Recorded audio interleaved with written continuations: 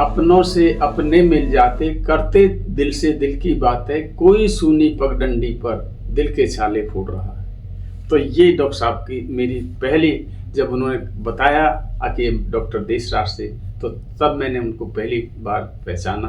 उनके लेखन में जो प्रारंभिक तौर पर वो कहानियाँ बहुत लिखते थे। 1982 में जब मैंने क्रोडिकमल कॉलेज में एडमिशन लिया तो तब मुझे जाके पता चला कि भाई हमारे पिताजी ने का साहित्य में बहुत बड़ा नाम है। एक विशेषता ये थी, कोई कितना ही बड़ा आदमी हो, जो स्पष्ट बात थी उसको वो कहते थे। 100 के करीब उनकी हैं कुल, जिसमें उनकी कहानी भी है, उपन्यास भी हैं और ये वर्क्स भी हैं अपने। तो अध्ययन का काम हमारा जो ऊपर का अट्टा कहते थे वहाँ चलता था, और वो साहित्य का एक तरह साहित्य का मकान बन गया था। गांव के जितने पढ़े लिखे लोग सब उनके पास आते, उनसे गाइडेंस लेते, और उनका रौब बहुत था। मैं तो यही कह सकता हूँ कि ऐसे लोग कम पैदा होते हैं।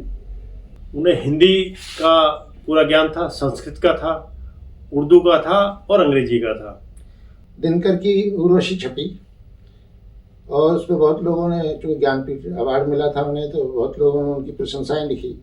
मामा जी ने उसमें लिख दिया कि जो व्याकरण की दृष्टि से उर्वशी एक बहुत ही कमज़ोर रचना है और इसमें ये 12 अशुद्धियाँ हैं व्याकरण की। साहित्य के बारे में मैंने अपनी जाति में तो विशेष रूप से डॉक्टर साहब के अलावा किसी को इतनी गहनता में पहुँचते हुए नहीं देखा, ना सुना।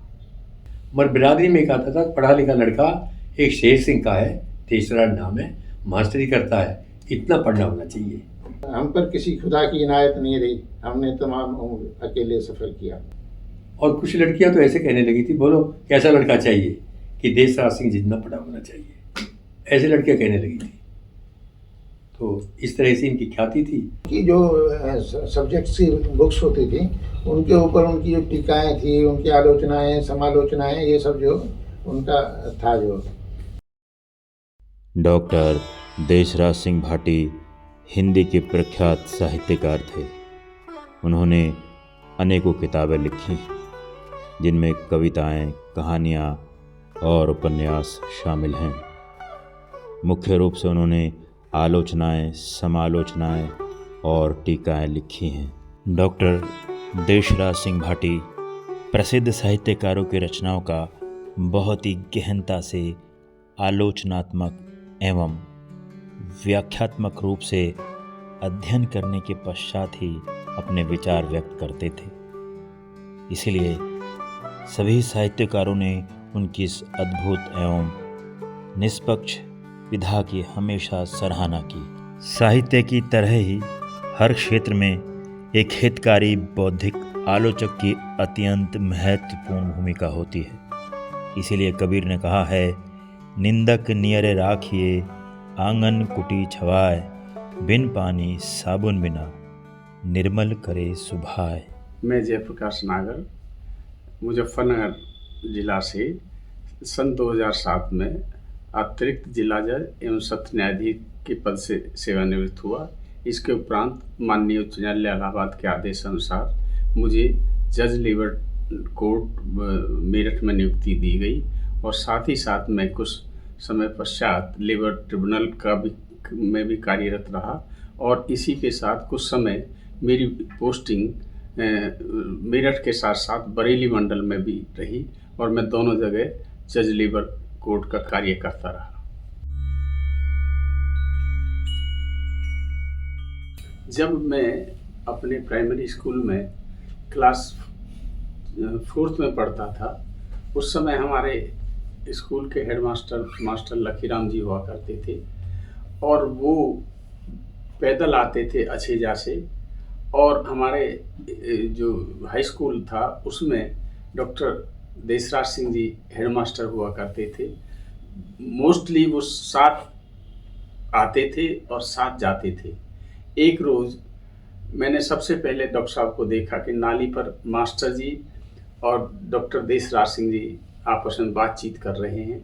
उसी समय कोई गांव का आदमी आ जाता है और वो मास्टर लखीराम जी उनसे बात करने लगते हैं। डॉक्टर साहब अलग थोड़ी दूरी पर खड़े हो जाते हैं और उन्हें काफ़ी देर खड़े रहना पड़ता है और डॉक्टर साहब को भी शायद हमारे मास्टर लखीराम जी हेडमास्टर के लिए चुन करके लाए थे।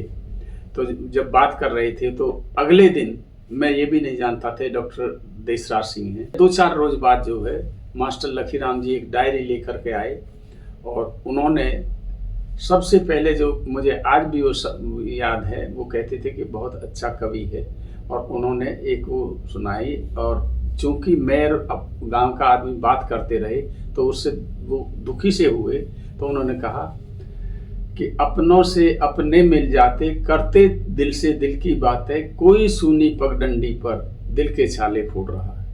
तो ये डॉक्टर साहब की मेरी पहली, जब उन्होंने बताया कि डॉक्टर देशराज से, तो तब मैंने उनको पहली बार पहचाना डॉक्टर देशराज सिंह हैं, जो हमारे यहाँ हाई स्कूल में हेडमास्टर के रूप में हुए। इसके कुछ दिन बाद ही वो शायद चले गए थे दिल्ली, शायद उन्होंने ज्वाइन किया था या कहाँ। इसके पश्चात जब वो दिल्ली यूनिवर्सिटी में थे, यदा कदा, चूँकि मैं तो प्रैक्टिस में था, उनसे मुलाकात होती रहती थी, लेकिन ज़्यादा बस क्योंकि वो अलग विचारों के थे, बहुत कम बात करते थे, ज़्यादा किसी से घुल मिल नहीं पाते थे।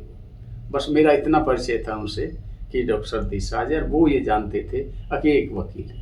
इतना मेरा डॉक्टर साहब से परिचय।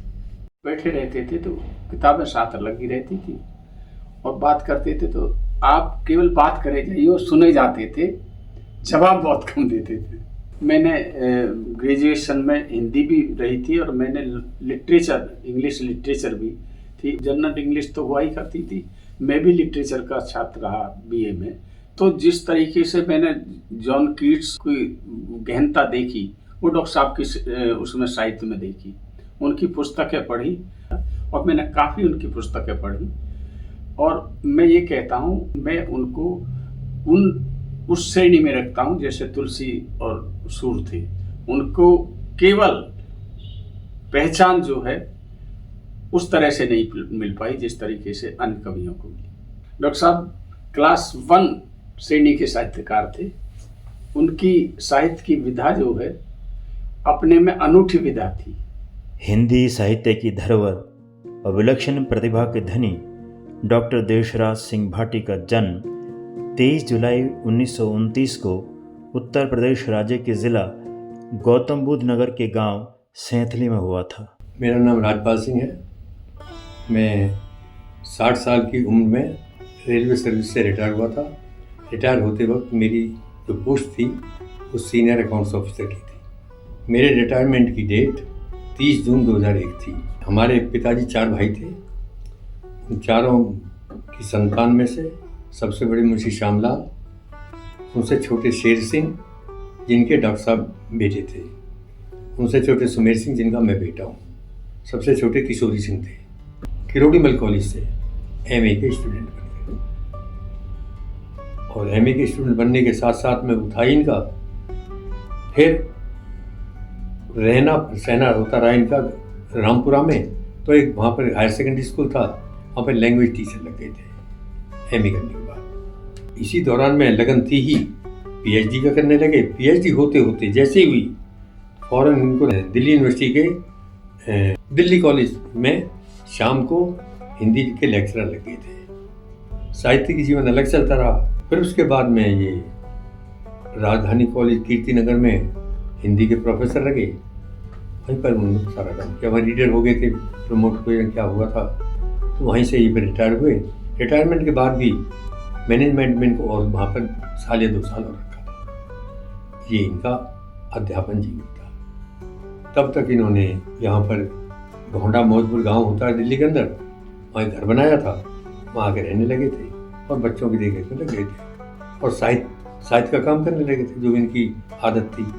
बहुत लिखा है इन्होंने। कितना लिखा मैं कुछ नहीं कह सकता, बहुत लिखा है। और यहाँ तक बताया जाता है, मुझे तो पता ज्ञान नहीं है कि आजकल उनके पीएचडी का किया हुआ, पीएचडी के ही रेफरेंसेस मारते हैं किया हुआ। इतने ऊंचे साहित्यकार रहे। और यहाँ तक कि बड़े बड़े जैसे दिनकर, मैत्री, क्षणगुप्त, इनसे इनका सीधा ताल्लुक था।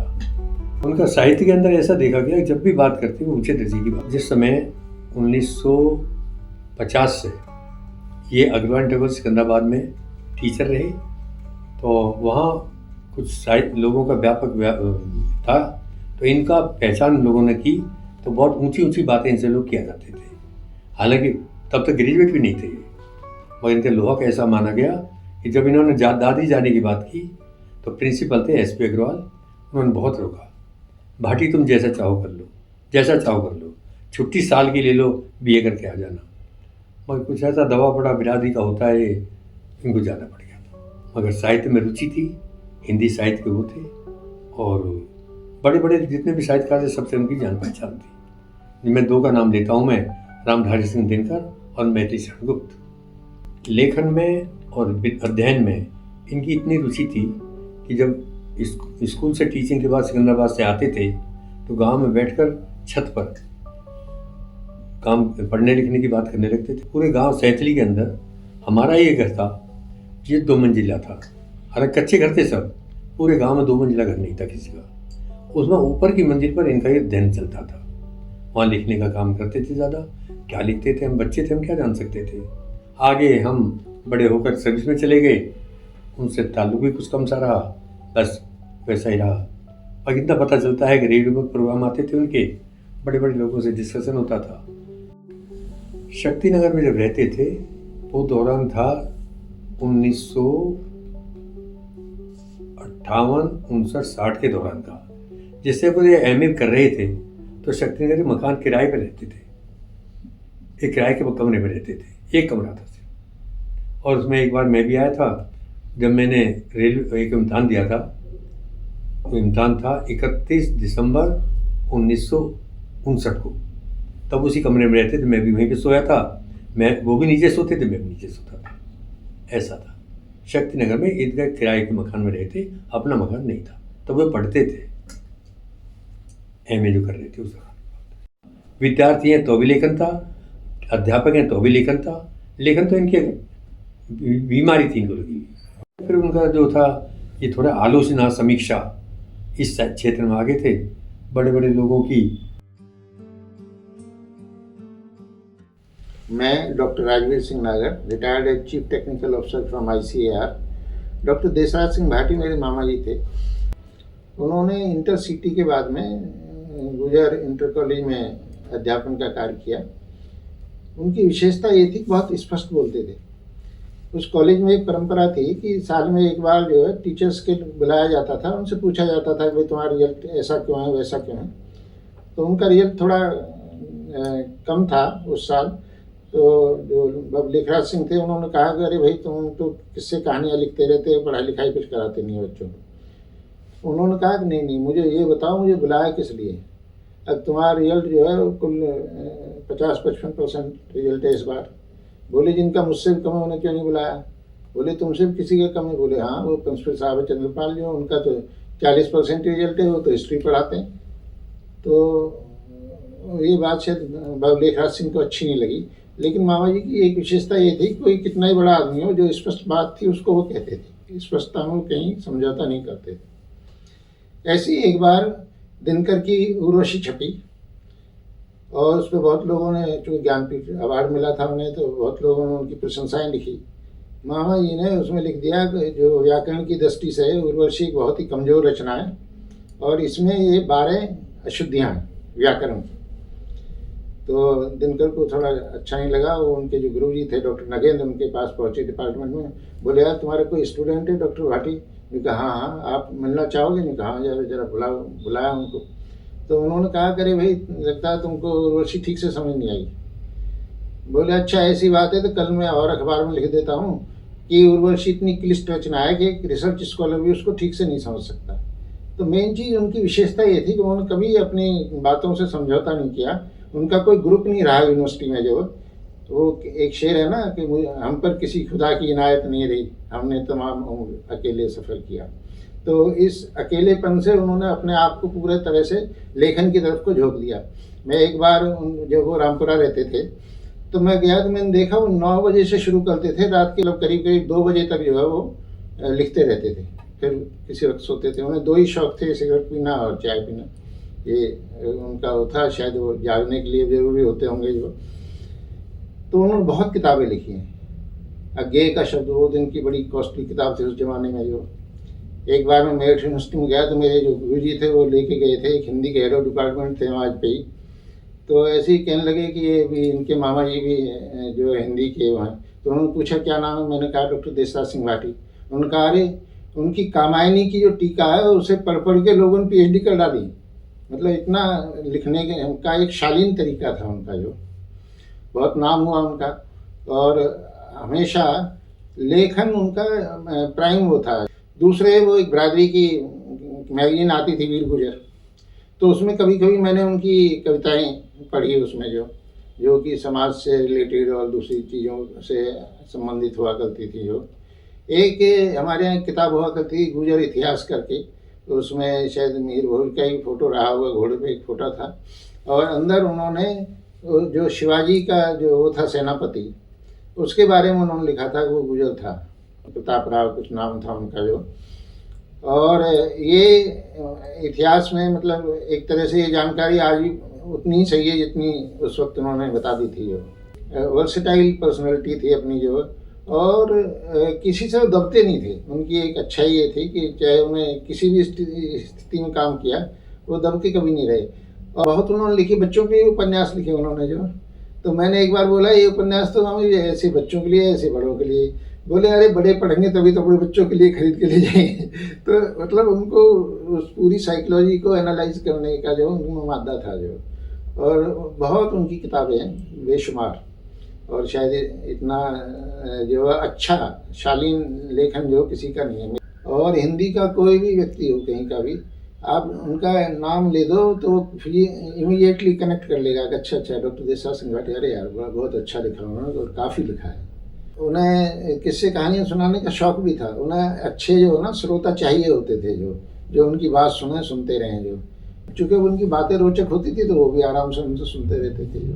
वो डॉक्टर नगेंद्र के स्टूडेंट थे। नगेंद्र जो है वो शख्स से जिन्होंने हिंदी को बहुत आगे बढ़ाया, वरना दिल्ली यूनिवर्सिटी को ज़्यादा बड़ी यूनिवर्सिटी नहीं मानी जाती थी हिंदी के मायने में। अच्छी यूनिवर्सिटी थी, बनारस यूनिवर्सिटी है, इलाहाबाद यूनिवर्सिटी है, हिंदी में अच्छी मानी जाती थी। लेकिन नगेंद्र ने उस स्तर को बहुत बढ़ाया। और नगेंद्र भी ऐसे ही थे जैसे मामा जी हैं, बिल्कुल अपने जो गुरुजी के उन्होंने कुछ चिन्हों को चले भी। एक बार महादेव वर्मा को उन्होंने बुलवाया। अब वो आनी थी कि फरुखाबाद से, कहाँ उनकी ट्रेन लेट होते होते जो रात के 1 बज गए। अब केवल 2 लोग रह गए, डॉक्टर नगेंद्र, हमारे मामा जी डॉक्टर देसराज सिंह भाटी।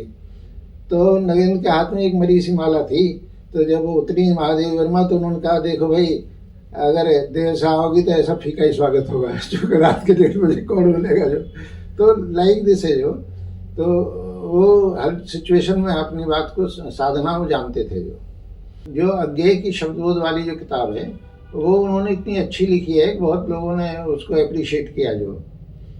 इतना अच्छा अमूमन जो है लिखा नहीं जाता। अज्ञेय काफ़ी क्लिष्ट लिखते थे, भाषा उनकी बड़ी समृद्ध किस्म की थी जो, और उसको डेसिफर करना जो बहुत आसान नहीं था। उन्होंने जो उसमें लिखा, उसके शब्दबोध के ऊपर जो उन्होंने अपना टीका लिखी है वो काफ़ी सराही गई जो। गुरु डॉक्टर नगेंद्र रामधारी सिंह दिनकर, सुमित्रानंदन पंत, आचार्य हजारी प्रसाद द्विवेदी, मैथिली शरणगुप्त, सचिदानंद हीरानंद, वात्स्यायन अगे, महादेवी वर्मा और डॉक्टर नामवर सिंह जैसे उस समय के अनेकों प्रख्यात साहित्यकार डॉक्टर देशराज सिंह भाटी को गहनता से परिपूर्ण साहित्यिक आलोचक के रूप में प्रबुद्ध लेखन का धनी मानते थे। जैसे कामायनी विवेचन,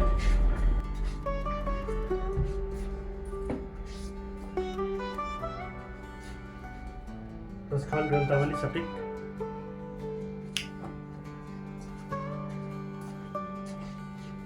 मुद्रा राक्षस,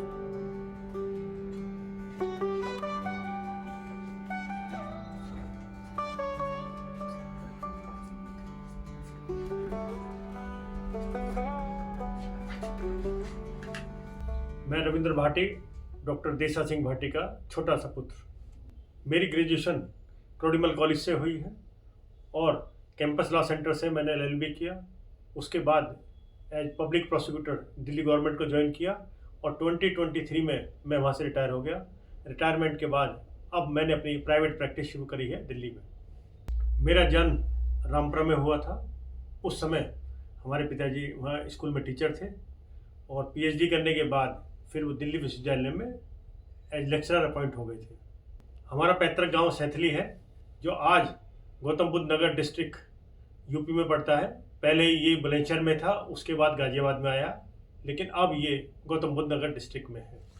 बचपन में हम देखते थे कि हमारे पिताजी के पास बहुत सारे लोग आया करते थे और साहित्य की बात हुआ करती थी, जो कि हमारी समझ से बाहर की बात थी।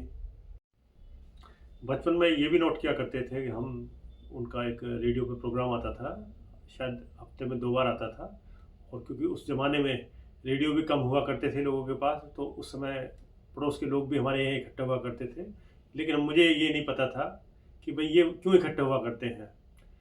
पर 1982 में जब मैंने क्रोडिमल कॉलेज में एडमिशन लिया, तो तब मुझे जाके पता चला कि भाई हमारे पिताजी ने का साहित्य में बहुत बड़ा नाम है।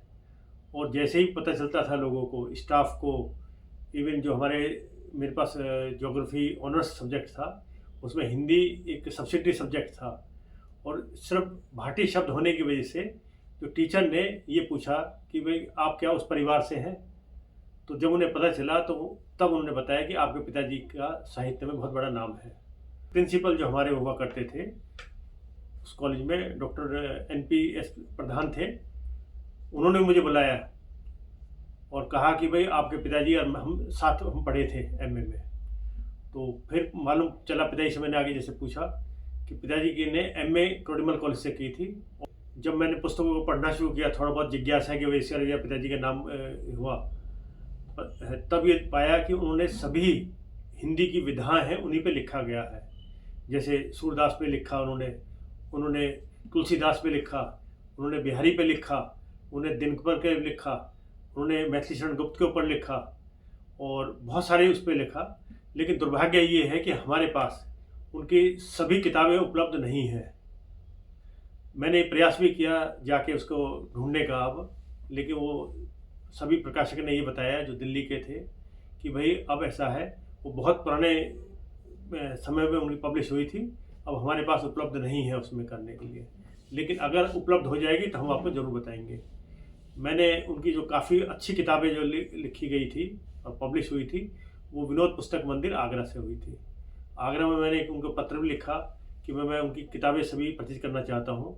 तो उनके मालिक का फ़ोन आया, वो उस जनरेशन के 3rd पर्सन है अब। तो उन्होंने कहा हाँ कि हमारे दादाजी के टाइम पे आपके पिताजी आया करते थे जब मैं भी छोटा था, और अब क्योंकि थोड़ा समय बदल गया है, अब थोड़ा साहित्य को उतना ज़्यादा लोग नहीं पढ़ते हैं, और इसलिए अब जब तक आप टाइटल नहीं देंगे बुक्स का, हमारे लिए ढूंढ पाना बहुत मुश्किल है। अब टाइटल का मेरे पास भी उपलब्ध नहीं है उसमें। और इस समय आज ईयर 2025 के अंदर पिताजी के जो समकक्ष थे उनमें हमारी जानकारी में जितने थे कि सभी स्वर्गवास हो चुके हैं। जो हमारे पिताजी की जो पीढ़ी थी वो पहले वाली पीढ़ी थी, और उसमें बहुत सख्त अनुशासन की परंपरा थी उसमें। तो मेरे जो समकक्ष जनरेशन थी वो उनका अपने पिता के साथ एक डिस्टेंस वाला वो था, तो बहुत ज़्यादा हमें नहीं पता था, थोड़ा बहुत पता चला। अब जैसे कुछ कवि भी आया करते थे, अब उनमें हमारे जो संतोष जी हैं ये भी आया करते थे उसमें, और ओम प्रकाश आदित्य जी ये भी आया करते थे। तो उस समय तो हमें बचपन की वजह से नहीं पता था, बाद में हमें पता चला जब टीवी में वो आया करते थे कि हाँ भाई हमारी मदर बताती थी कि ये लोग तो काफ़ी घर में आया करते थे उसमें। उन्होंने सभी पे लिखा, उन्होंने नई कविता पे लिखा, उन्होंने ऋतिक काल के ऊपर लिखा, उन्होंने भक्ति काल के ऊपर लिखा, और जहाँ जहाँ उनको अच्छा लगा वो किया। एक उदाहरण जैसे मुझे बताया, और जो मुझे वाकई लगा भी, क्योंकि मैंने जब किताब देखी, आज मेरे पास है, अज्ञे काव्य कोश है। अज्ञे जी एक बहुत बड़ा नाम था, इवन मैंने भी उनकी किताब पढ़ी है, शेखर एक जीवनी, 2 उसमें है खंड में तो वो हमारे घर में मुझे मिल गई थी। तो मुझे जो उन्होंने घटना बताई थी वो उससे कॉर्पोरेट होती है। तो उसमें ये था कि एक अज्ञे जी के ऊपर पूरी एक काव्य कोश लिखा गया, यानी मानिए उसको ये मानिए ग्लॉसरी या इंसाइक्लोपीडिया, उनकी सारी कृतियों के ऊपर उसका विश्लेषण था। लेकिन उसमें कहीं भी ना तो वो अज्ञे जी को समर्पित थी, ना अज्ञे जी के से कोई कहा गया था कि इस पे 2 शब्द लिखे जाए, यानी प्रीफेस लिखा जाए। तो वो मैंने वाकई पाया गया कि हाँ भाई इस तरह से पिताजी ने नहीं दिया है। तो अगली बार मैंने फिर इनसे कहा कि भाई जो जिन्होंने मुझे बताया था अज्ञे काव्य कोश के बारे में, मैं उनसे ज़रा फ़ोन पे बात करना चाहता हूँ, क्योंकि जो उस समय जो उन्होंने बात बताई थी, मैंने अब अपने being advocate I have my self found it correct कि भाई हाँ वाकई उसमें अज्ञे जी को संपर्क नहीं किया गया था।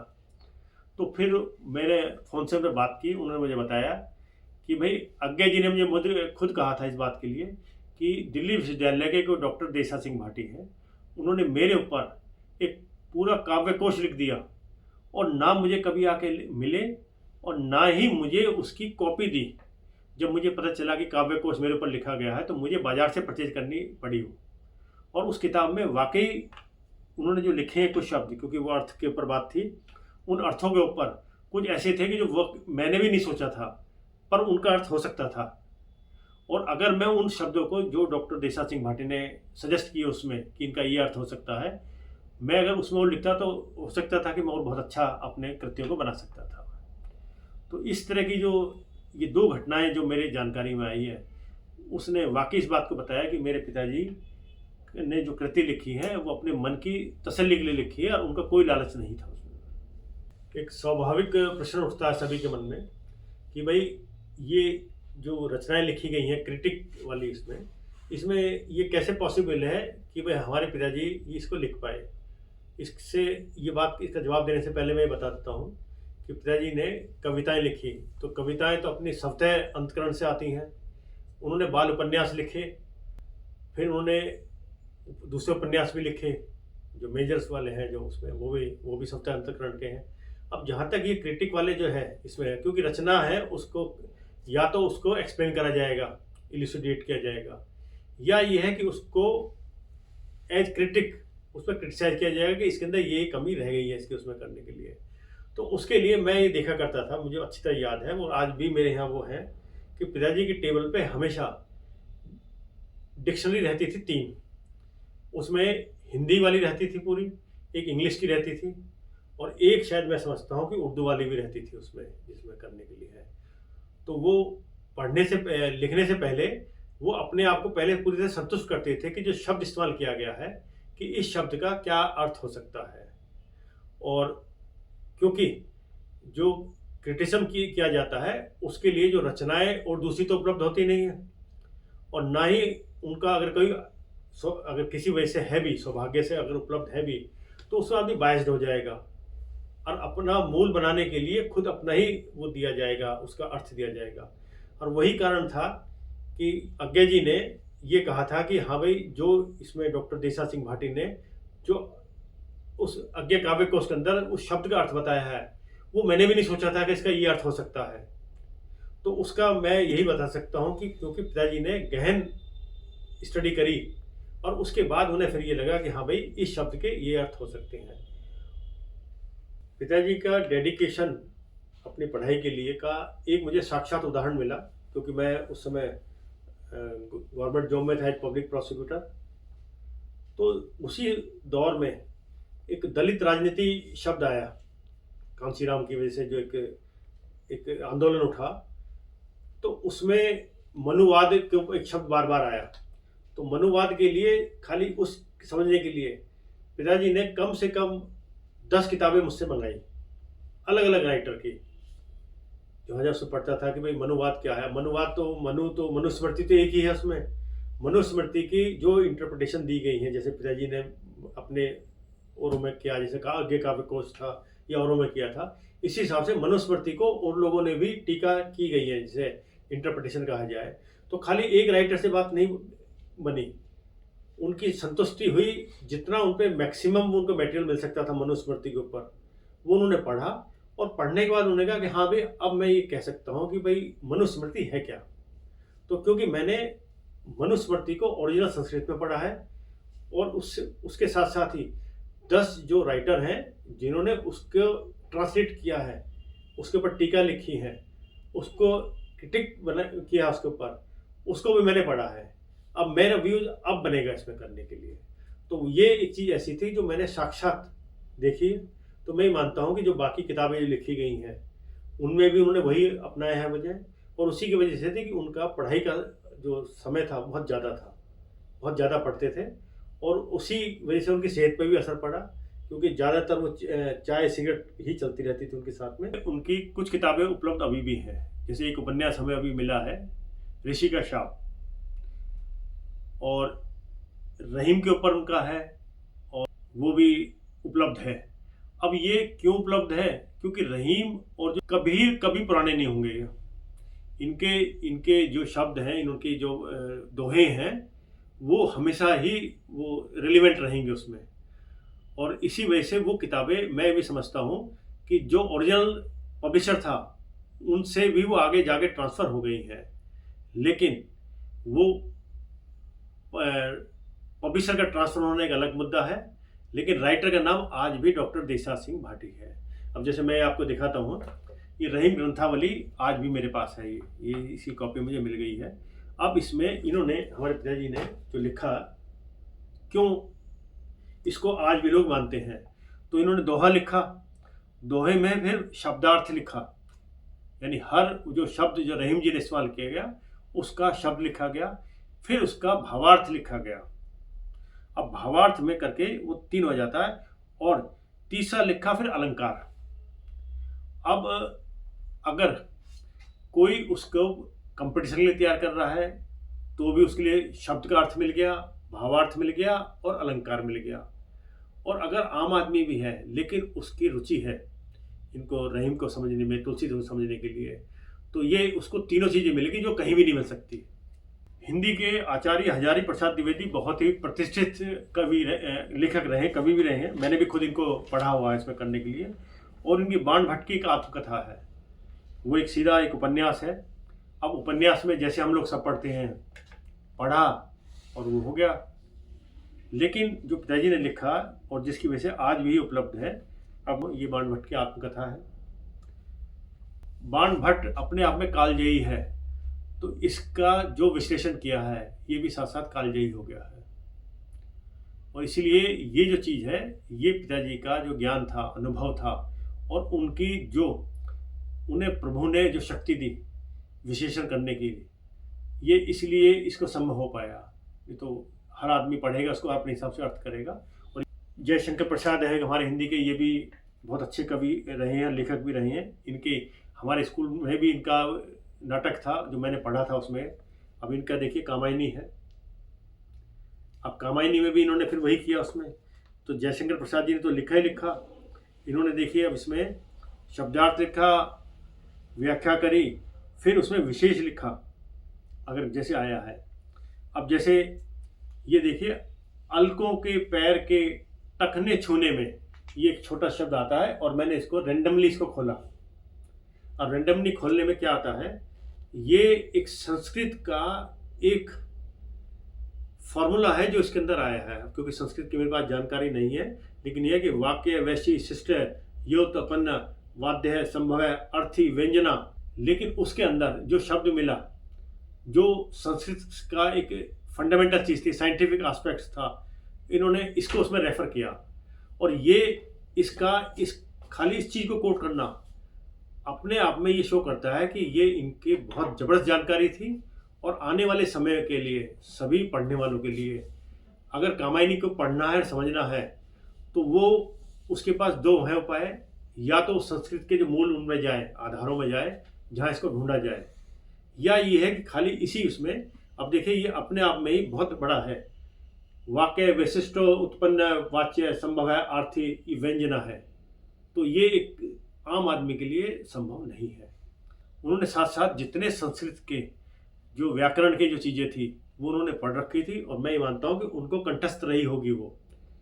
अदरवाइज ये पॉसिबल नहीं है कि आप एक एक वाक्य पढ़ो या 10 वाक्य पढ़ो और फिर उसके बाद आप डिक्शनरी में जाएं या एक मूल आधार पे स्रोत पर जाएं, तो वो तो संभव नहीं है। तो वो उनके पास मेमोरी थी, उनके पास क्लैरिटी थी कि इस पे ये है चीज़ें।